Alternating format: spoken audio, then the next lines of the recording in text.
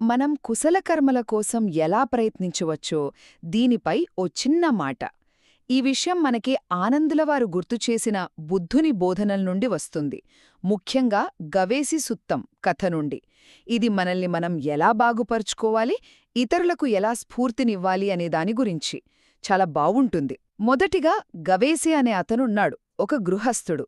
500 మందికి లీడర్ అనుకోండి. కాని తనతో పాటు తన వాళ్లందరూ కూడా నైతిక ప్రవర్తనలో అంటే శీలపాలనలో కొంచెం వెనుకబడ్డారని ఆయనకు అర్థమైంది. అబ్బా, ఈ గుర్తించుటమే అతనికో టర్నింగ్ పాయింట్ అయింది. రెండోది, ఇతరులతో పోల్చుకున్నాడు, కాని గర్వపడలేదు సుమా. మంచి మార్గంలో వెళ్లాలని గట్టిగా అనుకున్నాడు. సో ముందుగా శీలం పాటించటం మొదలుపెట్టాడు. తర్వాత బ్రహ్మచర్యం అంటే కంప్లీట్ సెల్ఫ్ కంట్రోల్ అన్నమాట.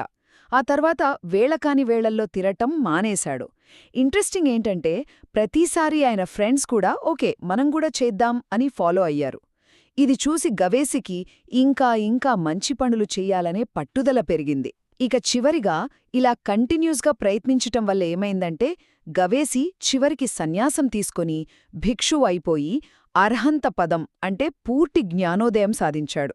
అంతేకాదు ఆయన ఫ్రెండ్స్ కూడా అదే దారిలో నడిచి వాళ్ళందరూ కూడా అర్హంత స్థితిని అందుకున్నారు. చూశారా?